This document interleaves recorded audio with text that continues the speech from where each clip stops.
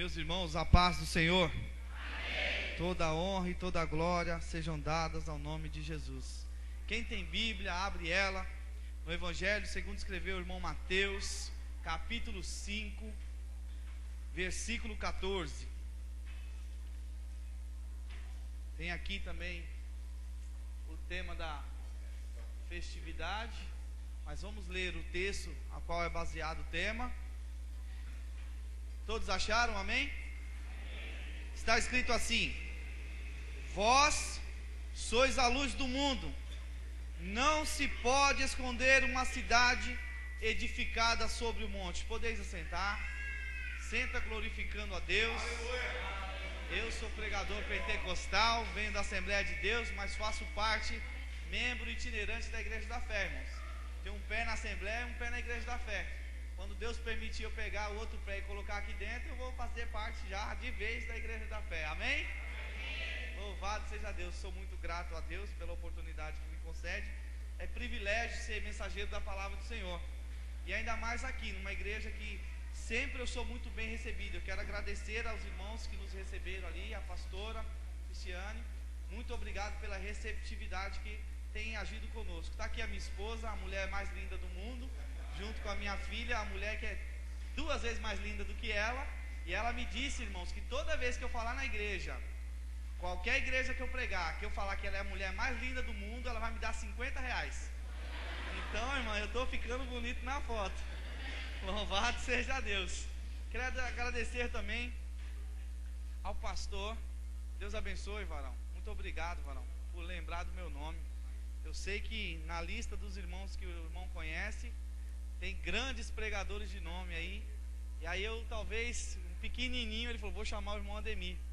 No dia que ele me telefonou, eu estava falando para a esposa, hoje nós vamos fazer uma visita no pastor Joel.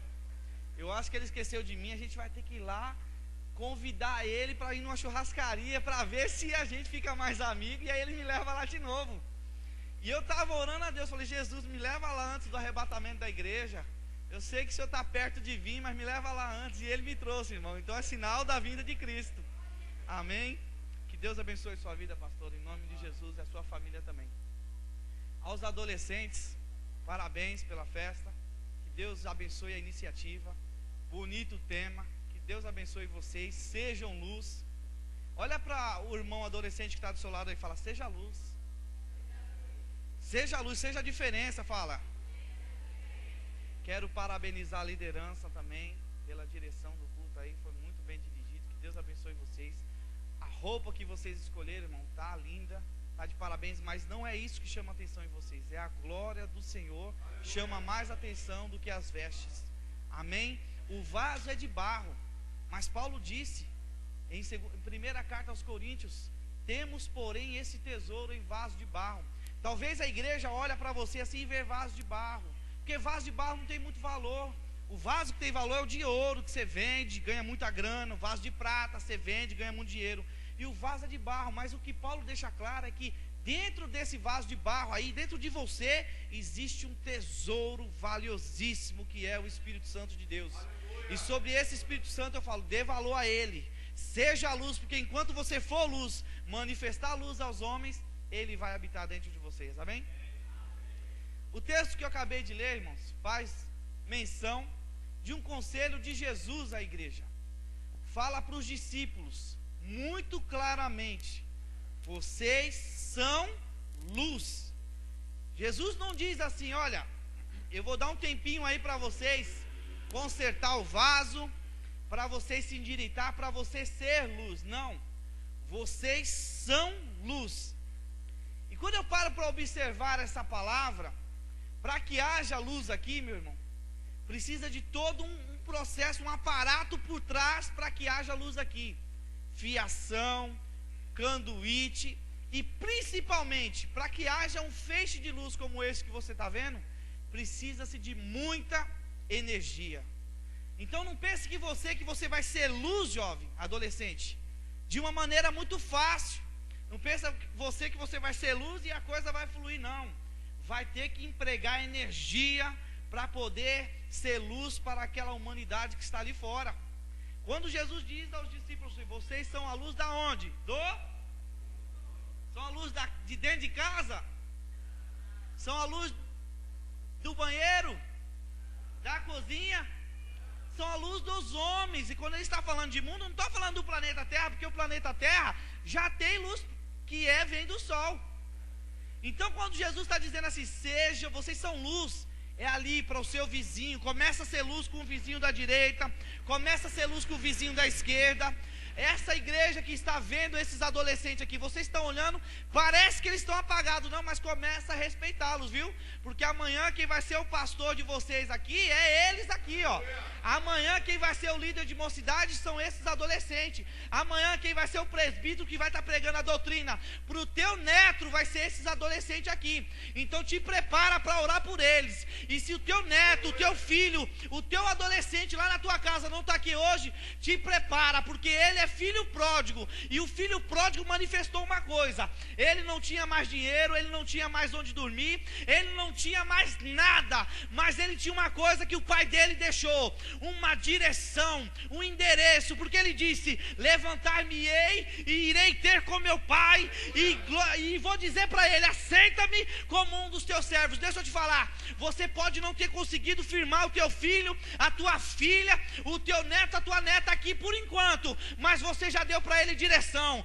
Mais cedo ou mais tarde ele vai dizer: levantar-me-ei e vou voltar para a casa do Senhor. Ei, adolescente, você é referência para aqueles que esse ano não estão aqui. O ano passado tinha pessoas que estavam do seu lado, esse ano já não tem, mas te prepara para ser luz. E quando ele te ver lá fora, ele vai falar: era para eu ser igual ele, era para eu estar cantando, era para ser o meu CDE. E te prepara, porque Deus vai usar a tua vida nessa terra para ser referência lá fora. E você, meu irmão e minha irmã, que o seu filho não está aqui hoje, começa a dar glória a Deus e aleluia agora, porque Deus já está indo lá, trabalhando no coração dele. Levanta a mão para dar glória a Deus. Aleluia. Louvado seja Deus. Quando eu vejo na Bíblia Sagrada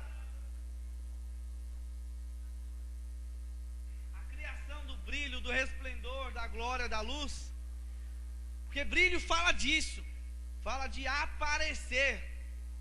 Mas o que Deus quer é que não é nossa luz apareça, porque nós somos como a lua, não temos luz própria, refletimos a luz que vem de Deus.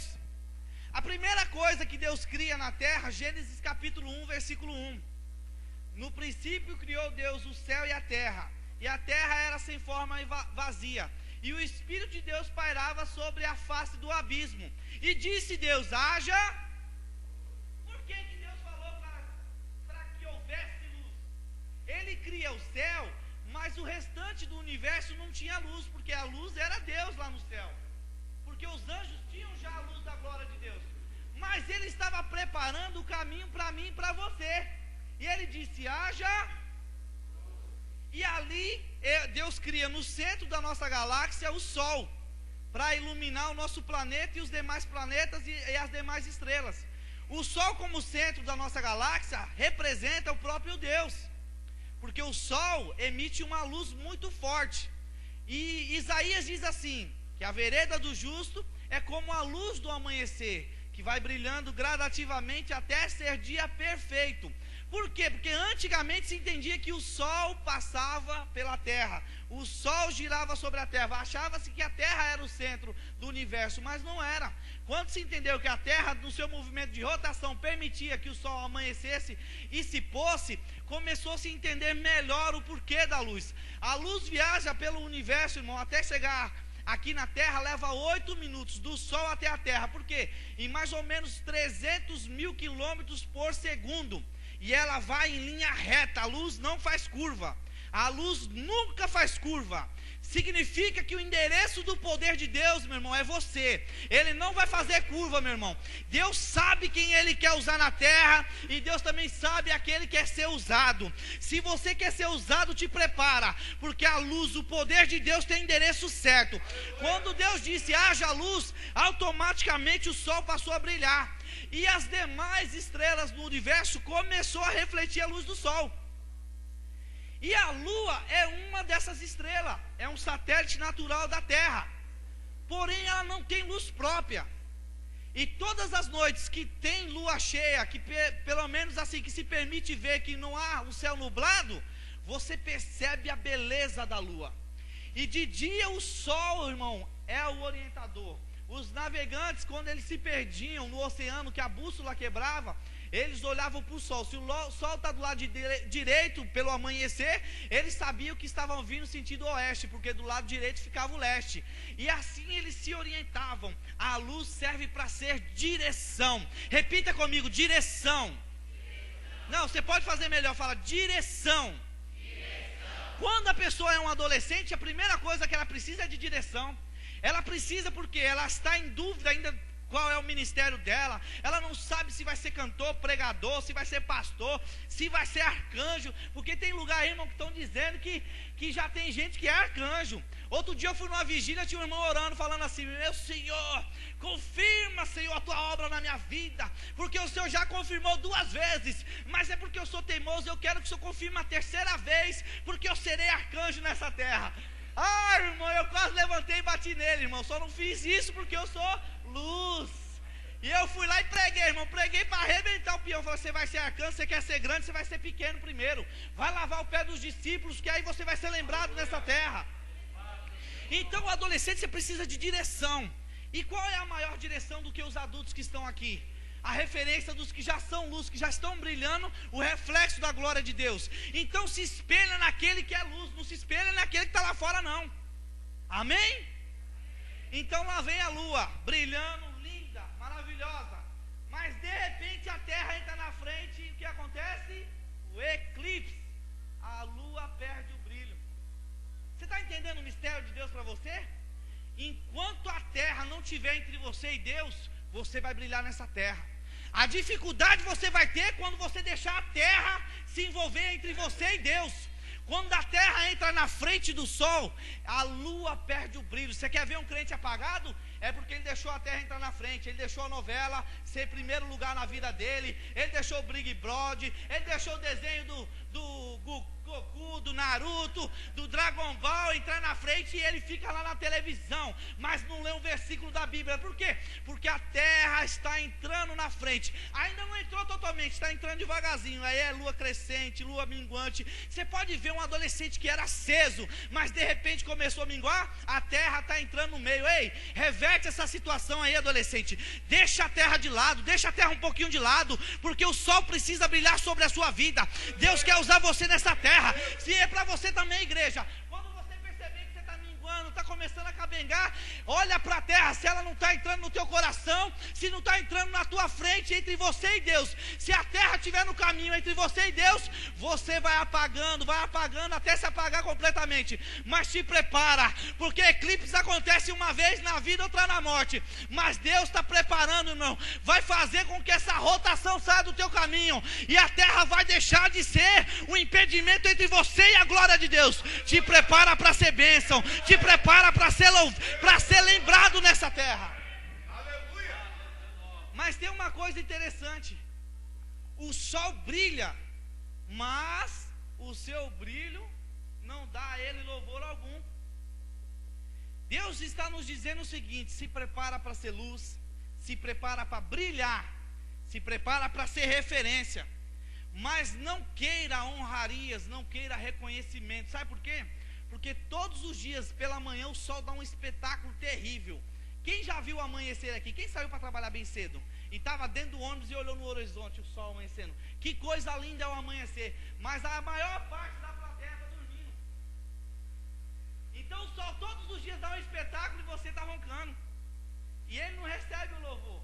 Então Deus está dizendo para você o seguinte: ó, seja a luz, brilhe, mas não espera o teu nome na lista, do topo da lista aqui não. Vai brilhando, vai fazendo a tua parte no ministério, vai fazendo aquilo que Deus criou para você fazer. Enquanto você está fazendo, meu irmão, o teu nome está escrito lá no livro da vida. Os discípulos chegou para Jesus: Jesus, a gente fez o que o Senhor mandou, a gente foi de cidade em cidade, e olha o que aconteceu. A gente tinha enfermo lá, a gente viu enfermo, a gente curou os enfermos, aí veio os cães do inferno. E sabe o que aconteceu, Jesus? A gente conseguiu expulsar até os demônios.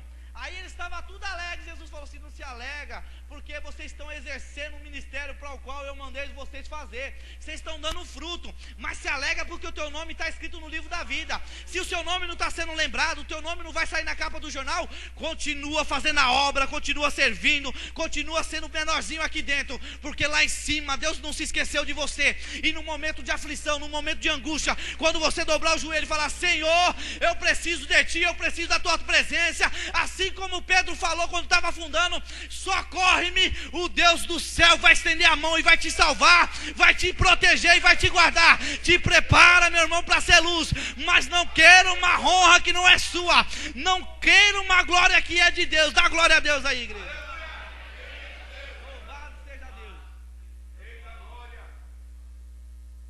Mas Jesus diz para os discípulos: vocês são a luz. Mas se você observa que para ter luz, irmãos, a única luz que eles tinham no tempo deles era uma luz artificial. A luz do sol não é artificial, é natural. Essa luz aqui é uma luz artificial. Jesus fala para os discípulos assim: olha, se a luz que há em ti são trevas, quão grande treva vai ser?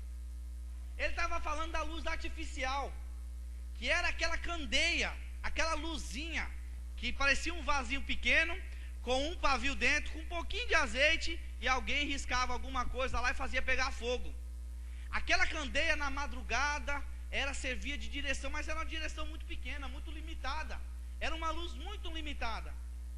E acontecia o seguinte, que quando o pavio estava fumegando, as pessoas não entendiam o porquê que estava fumegando. Eles pegavam o paviozinho e jogavam fora, colocavam um pavio novo.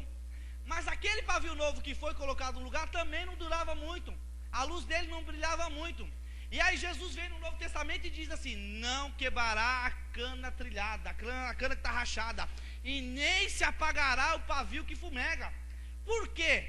Porque quando o pavio, irmãos, estava apagando, o problema não estava no pavio, estava na falta de azeite, estava na falta de óleo. Então, adolescente e um pouquinho de jovem que está aí junto, te prepara, porque se você perceber que a tua luz não está servindo para iluminar o caminho de ninguém, não está servindo para iluminar até mesmo os seus passos dentro da igreja, que você está pensando em ir para o mundo, que você está pensando em parar, ei, está faltando é azeite, não é o pavio que precisa ser arrancado daqui dentro desse santuário e jogado fora. Acontecia isso, pastor Joel. A mulher, quando ela levava a candeia, que o pavio estava apagando, ela tirava o pavio e colocava outro.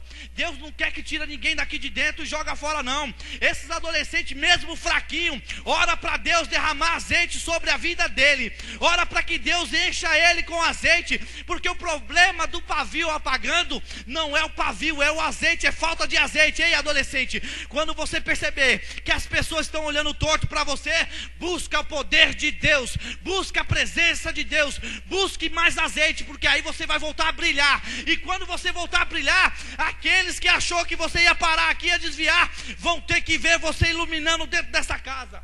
Aleluia. Mas Jesus vai mais longe. Jesus fala assim para os discípulos: ó, vocês são luz, mas vocês ainda não estão preparados para o verdadeiro poder. Vou te dar alguns conselhos.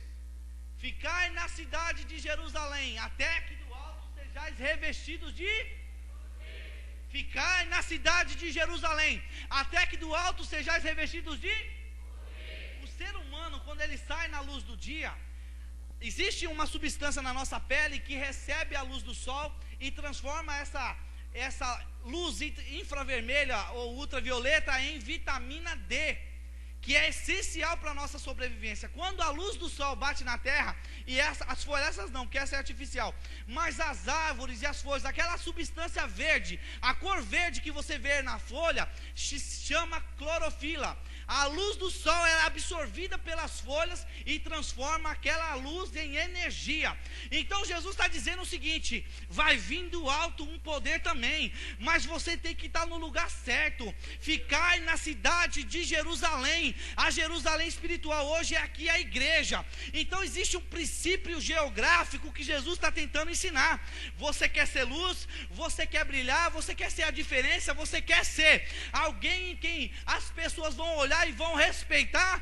Ficai na cidade de Jerusalém. É o princípio geográfico. Repita comigo: princípio geográfico. Não, irmão, você pode fazer melhor. Fala: princípio geográfico. E o que é isso, irmão Ademir? O princípio geográfico, irmão, é óbvio. Existem plantas aqui no hemisfério sul que, se for plantada lá no hemisfério norte, não vai dar nada. Ela vai perecer, ela vai morrer. Por quê? Porque o ambiente aqui no Brasil, no hemisfério sul, é propício, ele é adequado, ele tem umidade, ele tem luz, ele tem vento, então é propício para o crescimento de certas plantas frutíferas, e ela se espalha por todo esse território. Mas se for colocada lá no hemisfério norte, essa planta não vai frutificar. E a estratégia do diabo, irmão, é arrancar pessoas do lugar certo e levar para o lugar errado. Você está entendendo o que Deus quer? O princípio geográfico, irmão, vale para a igreja também. Enquanto você estiver aqui dentro, Deus está te abençoando, Deus vai guardando o teu futuro, Deus vai preparando a faculdade, um emprego, uma família abençoada. Você está entendendo? Mas se você sair desse princípio geográfico, sair dessa Jerusalém espiritual, lá fora você vai perecer, lá fora você não vai frutificar, lá fora você não vai dar fruto e vai morrer, e a sua existência vai ser exterminada. Quando uma árvore é colocada em outro lugar, meu irmão, ela não frutifica, e quando ela morre, acabou ali a história dela. Mas Deus está dizendo assim para os discípulos: olha, ficai em Jerusalém, até que do alto sejais revestidos do poder. E esse princípio geográfico vale para você. A estratégia do diabo, ele sabe que enquanto você estiver aqui dentro, você está guardado, você está protegido. Então a estratégia do diabo é tirar você do lugar certo e levar para o lugar errado. Ele fez isso lá no Éden. No Éden era o melhor lugar do mundo para se morar. O Éden era o paraíso. O Éden era um lugar bom. Sabe o que ele fez, pastor Joel? Ele pegou Adão e Eva, ele usou uma estratégia e arrancou o homem, fez o homem pecar, para que ele fosse arrancado do lugar certo e levado para o lugar errado. A estratégia do inimigo ainda é tirar o teu filho, a tua filha, do lugar certo, que é esta casa, e levar ele para os mundos das drogas, da prostituição, do homossexualismo. Ei, se você não orar pelo teu filho, se você não buscar por ele, o inimigo pode arrancar ele desse lugar certo. Ei, você, é obrigação sua, pai e mãe e avô, orar pelo seu filho e pelo seu neto, para que Deus guarde ele aqui nesse lugar. O princípio geográfico, meu irmão, o inimigo, ele já é especialista em arrancar pessoas do lugar certo e levar para o lugar errado. Eu vejo Sansão no lugar certo, no centro da vontade de Deus. E aí diz a Bíblia que ele era nazireu. Era uma pessoa especial, ele não era uma pessoa comum. Ele não seria um profeta, ele seria nazireu, separado. Ele não ia poder beber vinho, tocar em nada morto, e ele não poderia revelar também os seus segredos. Olha o que Sansão faz. Ele ficou tão cheio de brilho, de glória, porque o nome dele começou a ser espalhado, que um dia ele enfrenta o leão e mata o leão. Umas semanas depois, o leão que estava lá morto, estava carcaça, de repente algumas abelhas colocou mel lá naquilo que era morto, coisa doce naquilo que é morto. Eu não sei se você está entendendo.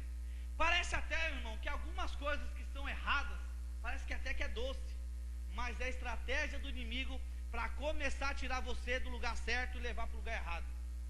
Sansão vai lá e pega, abre o restante da carcaça, tira o mel, tocou no que era morto, mas o Espírito de Deus ainda não tinha se retirado dele. Ele comeu o mel, tudo tranquilo, estou com poder ainda. Então essa história do meu pai é só uma conversa fiada. Eu toquei no que era morto, fiz o que era errado e não me aconteceu nada. Eu ainda estou cantando, o fogo está descendo, eu ainda estou pregando, a glória está bombando. É sinal de que Deus está me abençoando, está provando o que eu estou fazendo, a minha conduta.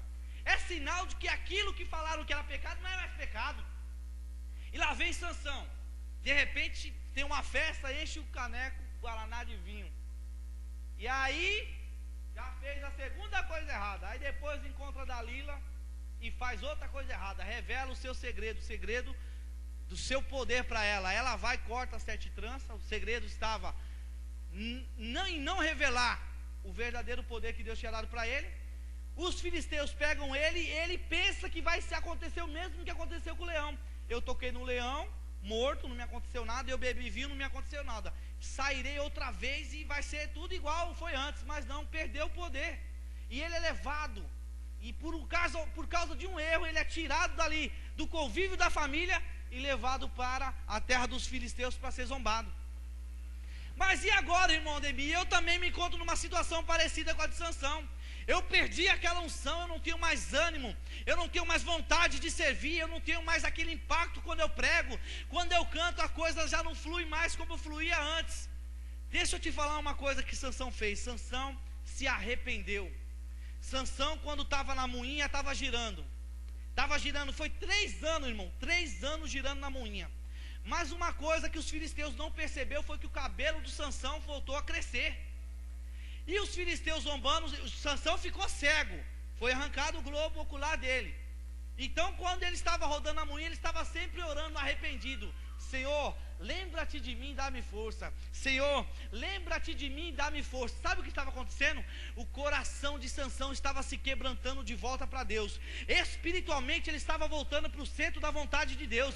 Isso que Deus quer para você, igreja, que estava aqui no grupo aqui antes e não está mais esse ano porque se sente fraco. À medida que você está vindo na igreja, você vem na quarta, você vem na sexta, você vem no sábado, você vem no domingo, você está pagando o preço, você está se arrependendo, o seu coração está voltando para o centro da vontade de Deus. E o inimigo que estava te zombando, falando eu derrubei, o inimigo que estava falando eu peguei, eu dei uma rasteira, eu humilhei, não está percebendo que à medida que você está voltando para a igreja, a glória do Senhor está voltando. Deixa eu te falar, vem voltando mesmo, vem fazendo a tua parte, vai se arrependendo, vai orando, porque o inimigo não está percebendo, mas a glória de Deus está voltando para a tua vida.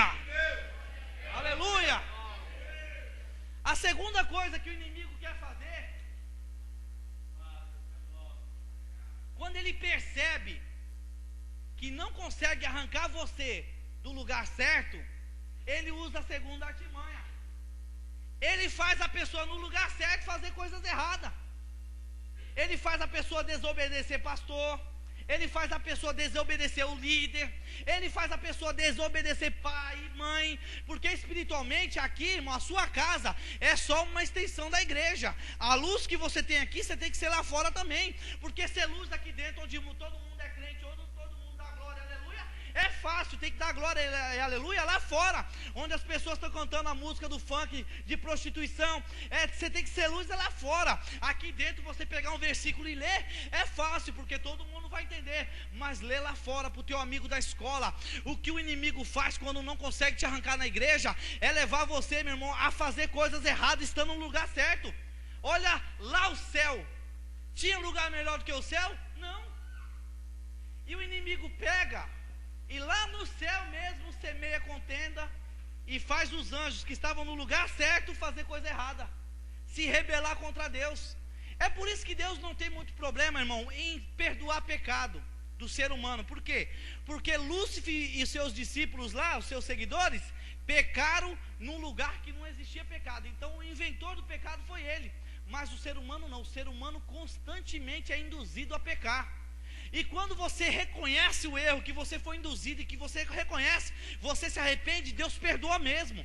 Então o negócio quando você está na igreja, irmão, é se preparar para o ataque do inimigo. Porque quem está lá fora não é alvo do inimigo não. O alvo do inimigo é quem está aqui dentro. O inimigo quer pegar pessoas que estão aqui dentro para fazer coisas erradas, para servir de mau testemunho, para alguém lá fora dizer: eu ser crente igual ao irmão Ademir? Eu não. Ser crente igual fulano de tal? Eu não. Você está entendendo o que Deus quer dizer para você hoje? Você está no lugar certo, mas não é suficiente para ser uma referência, não é suficiente para brilhar, não é suficiente para o teu ministério estourar aqui no campanário. Ainda tem que estar no lugar certo. O avivamento vai acontecer na tua vida à medida que você também fazer a coisa certa. Mas quando o inimigo não tem condições de te tirar do lugar certo e não consegue fazer você fazer a coisa errada, ele parte para a terceira alternativa. E a terceira alternativa do inimigo é quando ele não consegue te tirar do centro da oração. Você nunca não quer desviar, não quer saber de desviar. Você se arrepende sempre dos seus pecados. Você não está isento de pecar, mas quando você se arrepende, você ainda permanece no centro da vontade de Deus. E quando ele não consegue fazer você largar tudo, ele parte para a terceira artimanha, que é colocar uma pedra de tropeço, uma amizade, um amigo. Olha o que o inimigo faz, pastor. Porque o amigo é formador de opinião. O amigo, ele consegue às vezes te convencer de que ele é especial, de que a moda dele encanta. E aí o inimigo, ele semeia um amigo errado no nosso meio. Então não basta estar no lugar certo, não basta fazer a coisa certa, tem que andar com as pessoas certas. Porque a estratégia do inimigo é colocar pessoas erradas para te convencer de que aquilo é bom, de que aquilo é o ideal para o jovem. Então você que é adolescente, entenda a mensagem de Deus para você.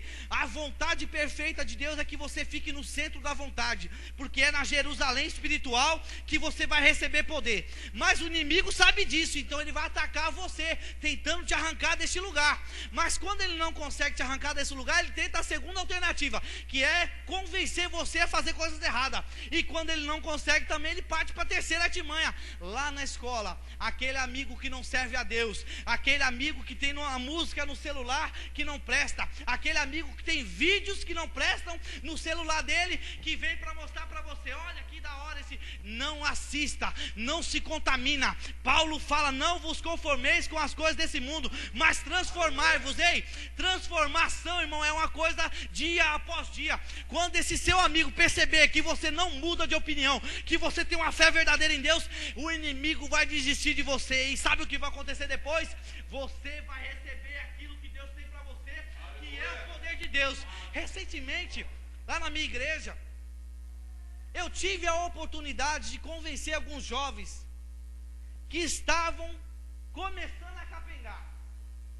E eu tive alguns amigos que começaram a invejar quem tinha coisas no mundo, carro, moto, porque carro e moto dá status. Carro e moto lá fora, irmão, arruma uma namorada fácil, fácil. Você pode nem ter um carro, se você tiver uma bicicleta já está de bom tamanho. Se tiver umas rodinhas, irmão, uma bicicleta já, alguém vai olhar diferente para você. Porque assim ninguém quer andar a pé, irmão. E aí as mocinhas lá de fora, fica de olho em quem tem carro, em quem tem moto. E alguns amigos meus se perderam nessa busca. Paulo fala, assim como o pastor Joel me ensinou uma vez, a riqueza, irmão, não é pecado ser rico, mas o amor a essa riqueza, o amor ao dinheiro é a raiz de todos os males. Então esses meus amigos, irmão, afastaram de Jesus e começaram a roubar. E um deles foi assassinado. Quando foi roubar, um outro indo roubar aqui na Montermor, perto da Feira Livre, perto da igreja da fé de Americanópolis, tomou um tiro no peito e ficou paralítico, e o outro está preso. Já tem 12 anos que ele está preso. E a gente começou junto na igreja. Eu não era nem batizado nas águas, e a gente ia para a igreja. Quando ele começou aí, eu vi, irmão, eu tinha um tênis só, uma calça, uma camisa, era sempre um em unidade. Eu abri o guarda-roupa lá, agora o negócio vai ficar bom, porque eu vou escolher essa daqui, porque só tinha uma. Eu tinha que escolher a que tinha. E ia para a igreja, e eles não, irmão, era tênis novo, Mizuno, Nike, era tudo tênis bom, era um carrinho bonzinho. Quando lançaram o Gol Bolinha, irmão, era Gol Bolinha, com roda rebaixada, isso filmado, e cheio de mulher lá dentro, irmão. E eu, irmão, só com a Bíblia na mão e para a igreja, irmão, nem namorado eu tinha. Eu não sabia se é porque eu era feio ou se é porque eu era crente. Era uma dificuldade tremenda, mas eu estou protegido, guardado, servindo. Um deles infelizmente morreu, o outro está numa cadeira de roda e o outro está preso. Sabe por quê? Porque não guardou esses princípios espirituais, que parece até bobagem. Que negócio de ficar na igreja, que negócio de fazer coisa certa, que negócio é fazer coisa errada. Não, faça a coisa certa, porque à medida que você vai semeando, você vai colhendo. Eu estou colhendo frutos hoje de que eu semeei há 10 anos atrás, quando eu aceitei Jesus. Hoje eu estou sendo, irmão, preparado para o ministério. Hoje eu sou cooperador, amanhã eu vou ser um diácono, depois eu vou ser um presbítero. Você está entendendo? O meu ministério não parou igual parou deles. Deus tem obra na tua vida. Ei, adolescente, Deus tem obra na tua vida, mas você tem que entender que o avivamento começa através de você, não é através de Deus, porque o apóstolo Pedro falou assim: olha, isso que está acontecendo aqui é a promessa que Deus falou através de Joel, que nos últimos dias derramará o Senhor do seu Espírito sobre toda a carne. Isso aqui que vocês estão vendo é só o cumprimento da promessa. A promessa de Deus está preparada para se cumprir na tua vida, mas você tem que preparar o ambiente para receber o poder de Deus. Outro dia eu fui na minha casa, eu fui chamado de fraco na minha igreja. Eu tenho um problema físico, e algum dia eu ainda vou contar esse testemunho, mas com propriedade aqui, que eu não consigo ficar muito tempo de joelho, porque eu quebrei a coluna e a minha coluna dói, e eu fiquei paralítico, mas numa outra oportunidade eu vou contar. Então eu oro 10 minutos, 15 minutinhos de joelho, daqui a pouco eu levanto e saio falando língua estranha, glória, aleluia, sento, irmão, deito no chão, e eu não quero nem saber para os Sambalate e Tobias que estão olhando para mim, não. Mas algumas pessoas que gostam muito de oração, que ora 36 horas em um dia só, porque é difícil, irmão, mas tem gente que ora em 24 horas, ele ora 36 horas. Eu não sei como ele consegue, mas ele é tão santo que ele consegue. E aí esses crentes abençoados aí falou que eu não era de oração. E eu sabia que eu estava no lugar certo, fazendo a coisa certa, andando com as pessoas certas, porque eu procurei me espelhar nos obreiros que pregam. Eu procurei me espelhar nos obreiros que têm firmeza espiritual. Pode até parecer que é besteira, irmão, mas aqueles obreiros têm 35 anos de crente, irmão, que ainda falam em língua estranha, irmão. É nesse aí que você tem que se espelhar, porque tem aqueles crentes que têm 35 anos de crente, irmão. Você fala em língua estranha, ele fala: isso aí é meninice, isso aí não sabe nem o que é língua estranha. Está entendendo? Mas aqui não tem isso, graças a Deus. Mas esses obreiros, irmão, esses velhinhos da igreja que falam alabalá, irmão, se espelha nele mesmo. Essas velhinhas, irmão, de cabelo branco, que toda quarta-feira vem para a tarde da bênção, é nela que você tem que observar a sabedoria, a conduta. E eu fui me espelhando nos velhinhos, irmão, e eu com 27 anos parecendo um velhinho. Hoje eu tenho 33, parece que eu tenho 33? Parece ou não? Graças a Deus, né, irmão? Já pensou se parecesse que eu tivesse 40? Aí ia ficar difícil, né, irmão? Aí ia ser feio. Eu com 27 anos, irmão, fui taxado de fraco de oração. Eu fui taxado de apagadinho, igual às vezes os adolescentes, vaso de barro. Aquele que ninguém dá muita coisa, não tem futuro. E esses vasos aí que falou isso daí, esses irmãos que oram 36 horas em 20 minutos, eles começando a falar isso me entristeceu. E eu continuei, irmão, no passo do gado, igual Jacó falou para Esaú: Esaú, vai primeiro você. Não, vamos comigo, todo mundo aqui, rapidão, vamos voltar para casa do pai. Não, eu vou no passo do gado, que senão as ovelhas vão morrer, minhas crianças vão. Vai devagarzinho, irmão, mas vai, não fica parado. Vem cá pegando para a igreja, vem se arrastando mesmo, mas vem. Aí, irmão, eu estou tão fraquinho, mas vem para a igreja, vem no passo do gado, vem devagarzinho que você chega lá. O negócio não é a velocidade com que você chega, o negócio é chegar, não é? Porque é o seguinte, irmão, vai acontecer, sabe o quê? Lá quando entrar no céu, irmão, o pastor Joel não vai chegar na minha frente. Nós vamos chegar junto, pastor Joel. O senhor é pastor, eu sou cooperador. Mas lá nós vamos chegar um do lado do outro. Não tem os grandão, não tem os pequenininhos. O negócio é chegar lá. E recentemente uma das nossas irmãs na igreja passou por um vento terrível. Um vento terrível. Ela sofreu um AVC. Paralisou o lado direito dela todinho. Para paralisar o lado direito dela, precisou romper uma veia do lado esquerdo, porque o lado esquerdo controla o lado direito do cérebro controla o lado esquerdo. E ela paralisou, porque ela é destra, paralisou o lado direito, ela não conseguia mover direito o braço, a perna, o rosto todinho, irmão, desceu. E ela ficou mais de 20 dias internada no hospital. E eu fiquei sabendo, já estava com uns 10 dias que ela estava internada. E eu falei para o esposo dela. O esposo dela é cooperador hoje junto comigo. E esse irmão quase não falava comigo. E aí passou a conversar, porque eu falei: irmão, estou orando pela sua esposa. E ele passou a se aproximar mais. E eu passei a ser um ajudador dele. Ensinar ele o que é ser um cooperador, pegar uma oferta, orar pela oferta, pegar os nomes na porta. E aí ele falou: irmão Ademir, quando é que você vai lá em casa orar pela minha esposa?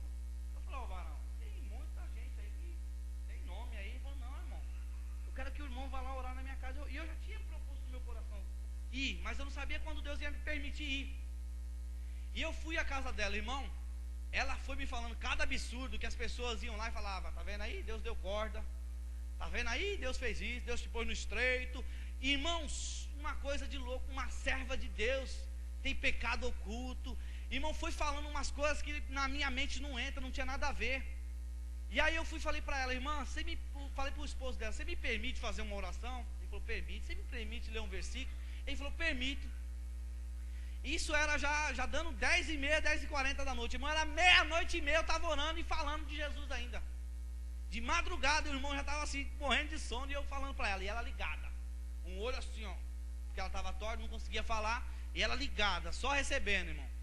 E eu falei assim, olha, eu sou pequeno, mas na minha pequenez, irmã, tem uma coisa que Deus me deu, que não é minha, é um poder, e esse poder que Deus me deu, eu vou fazer uso dele agora.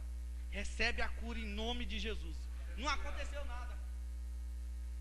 Aí eu falei, Jesus, eu estou fraco mesmo, o irmão lá está falando a verdade. Eu estou fraco mesmo, não aconteceu nada, irmão. Mas o coração dela, a fé, irmão, estava bombando. No coração dela estava ardendo.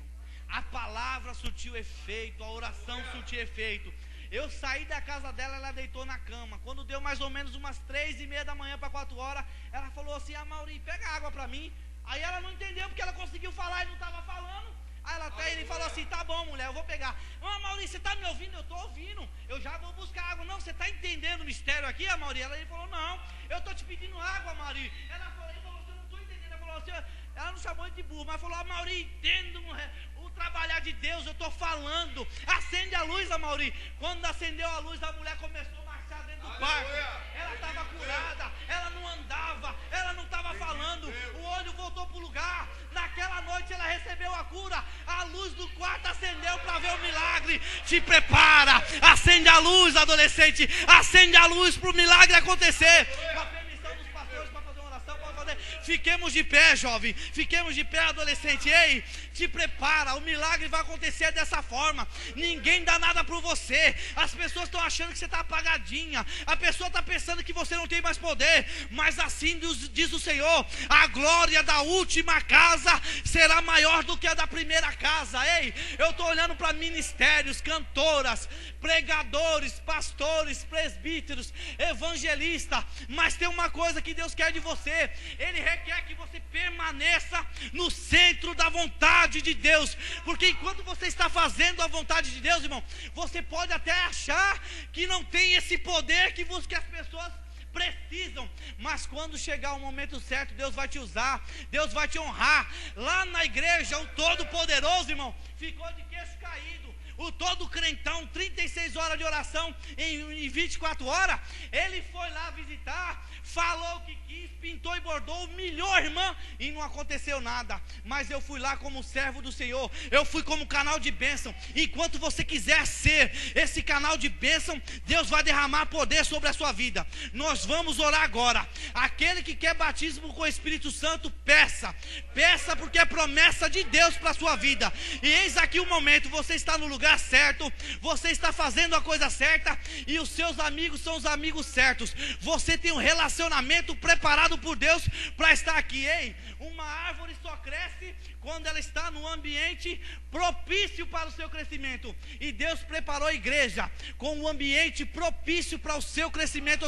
espiritual. Você crê nessa palavra? Você crê que Deus quer acender a luz da tua vida? Mas quando eu falo de luz, é derramar o poder, é manifestar o poder. Vamos orar. Senhor, meu Deus e meu Pai, em nome do Senhor Jesus Cristo, eu estou aqui com as minhas mãos levantadas, igual Paulo fez em Atenas. Meu Deus, aviva a tua obra nessa hora. O teu povo, ele quer ser luz, ele vai ser luz aonde ele estiver, quer seja na escola, no trabalho, na faculdade, em sua casa. Meu Deus, em nome de Jesus, derrama poder agora, derrama a presença do teu Espírito.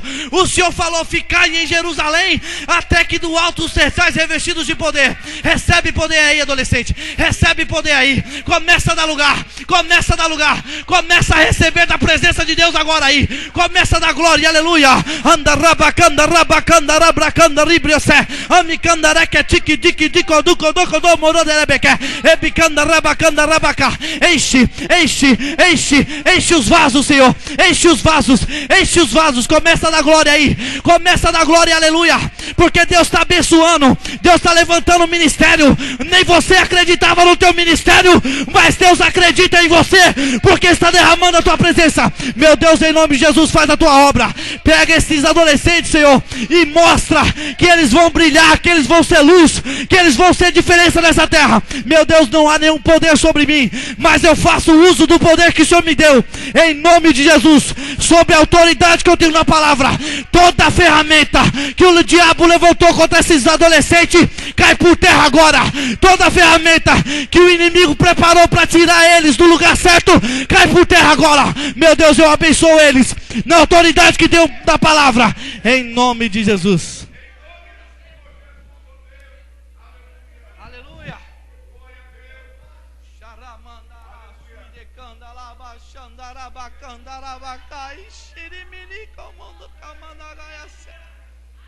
Aleluia.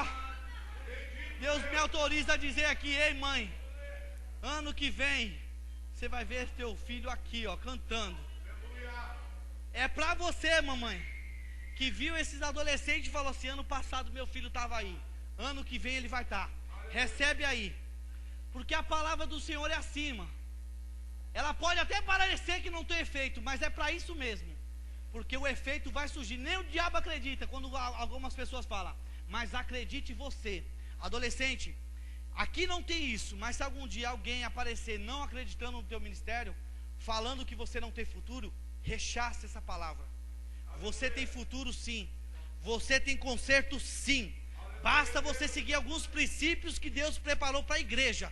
E você é a igreja de Deus. Você vai ser o pastor de amanhã, o presbítero, o evangelista, a pastora, esposa de pastor, esposa de missionário. Que Deus abençoe vocês em nome de Jesus. Eu agradeço, pastor, a minha oportunidade.